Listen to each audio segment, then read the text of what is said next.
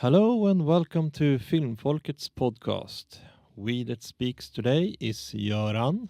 Johannes? And Daniel. Today's movie is Die Hard, the movie in brief.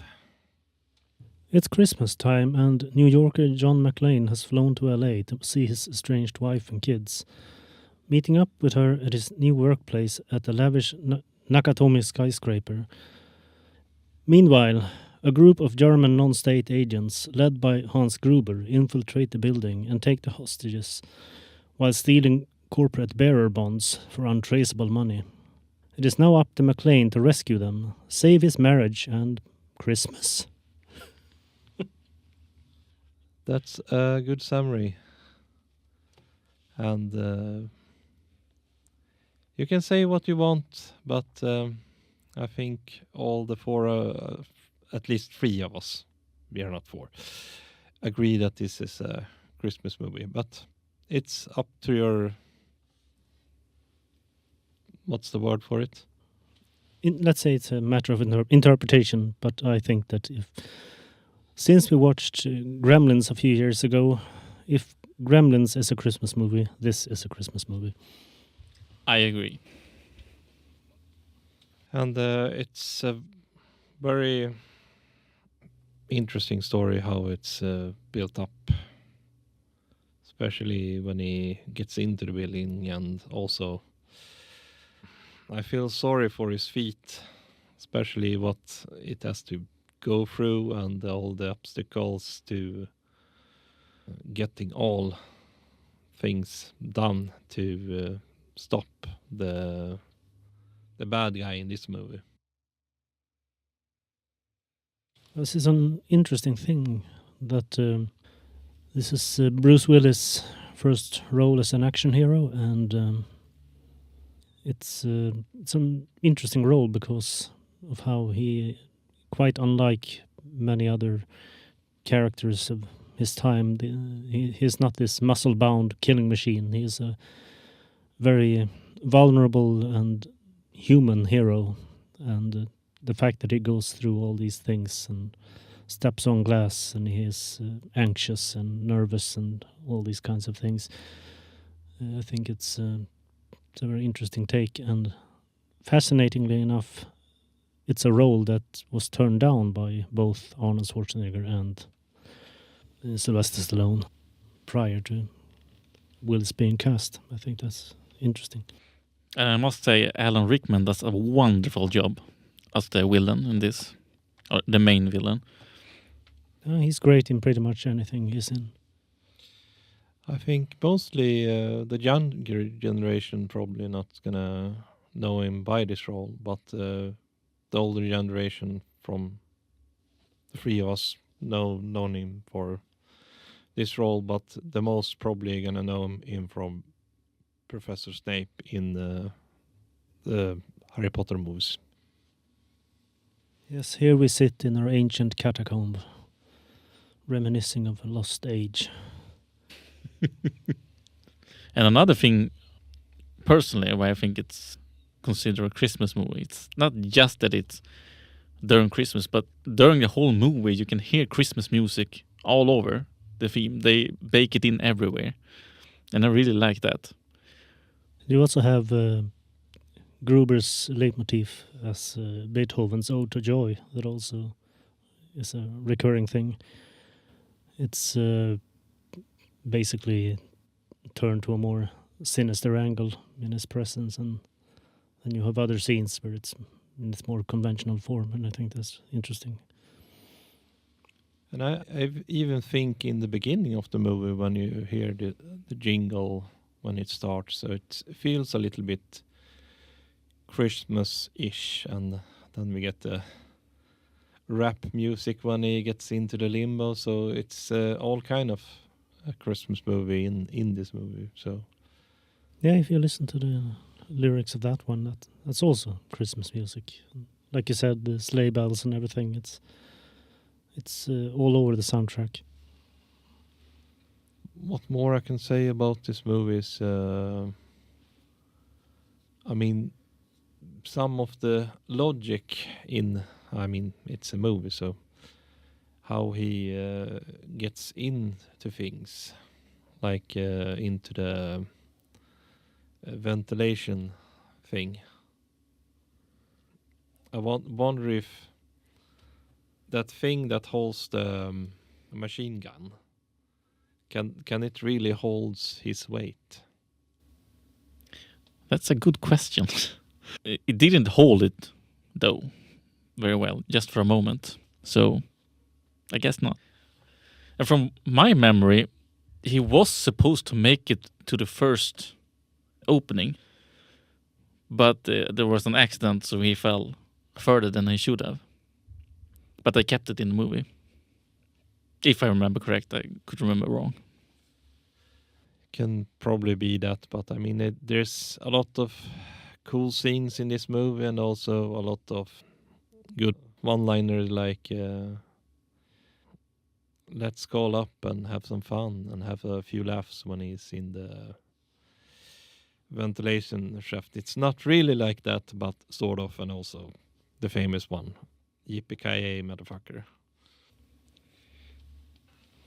I wonder if this is one of the earlier movies where a ventilation shaft is supposed to hold a fully grown man, because with the way these kinds of tropes establish themselves in the industry, I think it's you gotta have one movie with a successful event, so to speak. And I wonder if this was the formative one. And like we said in the last episode, that you can see how old the movie is depending on the technology of the time and also the clothes.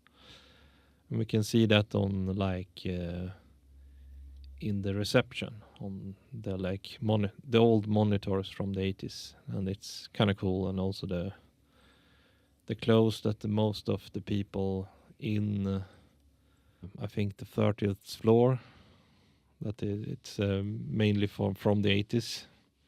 Just wondering what could have been done differently in other plots. And I know that it is for plot point. Basically, there's two people that tells the bad guys about John's identity, and that's one of the one that is working in the building.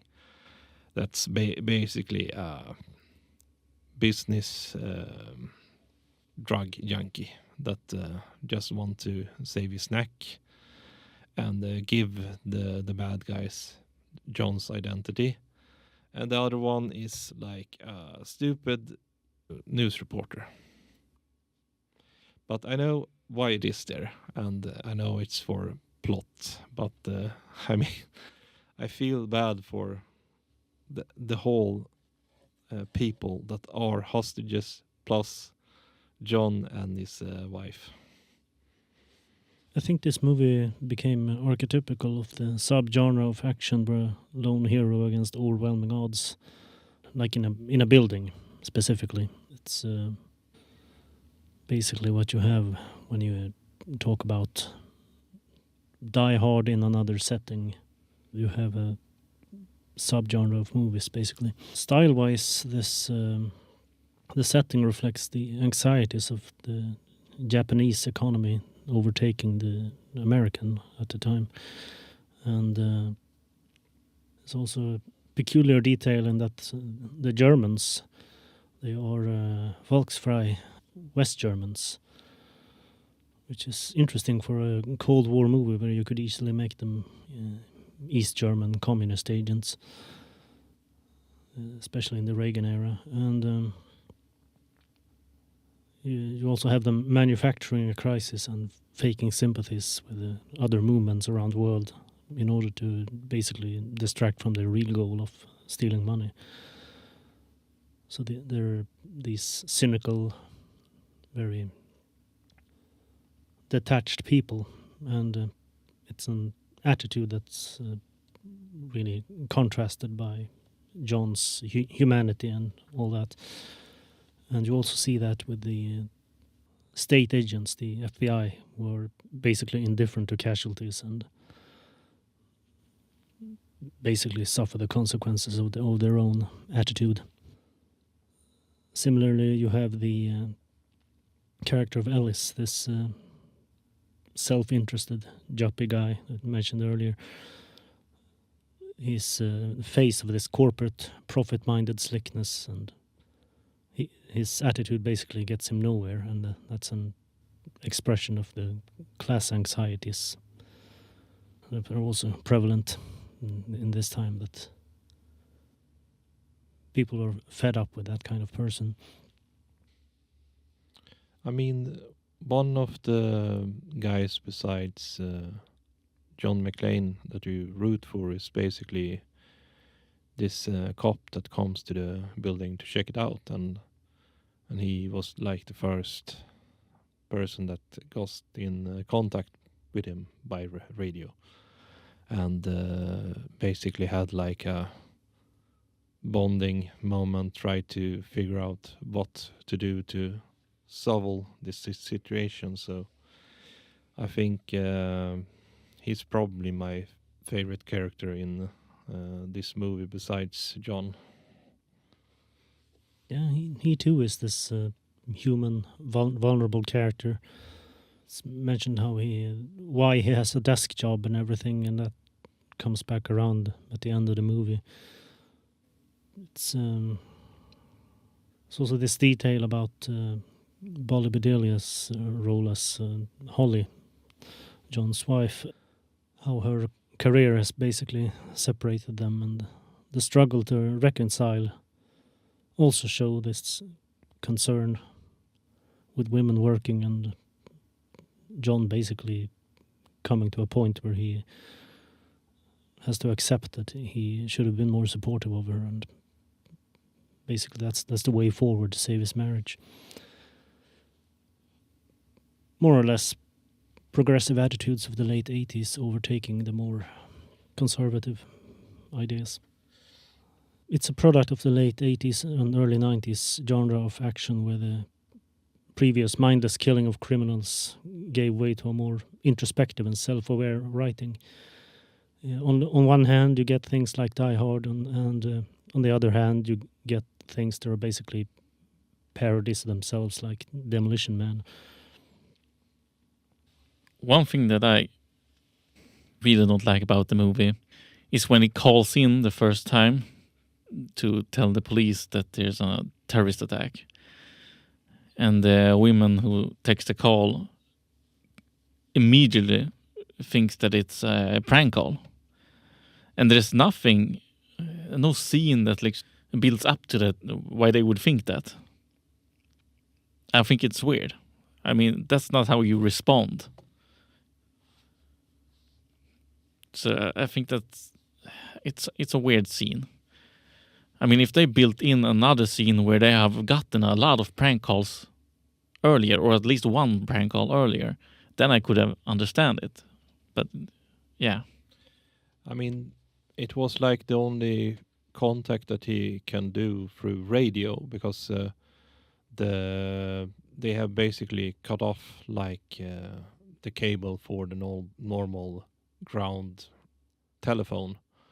So the only way to get in contact with the outside world is through like this kind of radio things.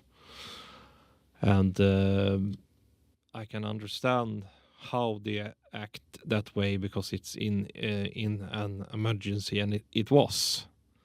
But I mean, he could have also said that the terrorist has basically cut off the telephones, so he wasn't able to make an SOS call because of that. But Yeah, but you could also hear how he was stressed, and something was wrong. And they're supposed to be professionals. They're supposed to be able to handle that kind of thing and understand, like, okay, maybe we should check this out, instead of immediately just, no, this is a prank call. You need to call 911.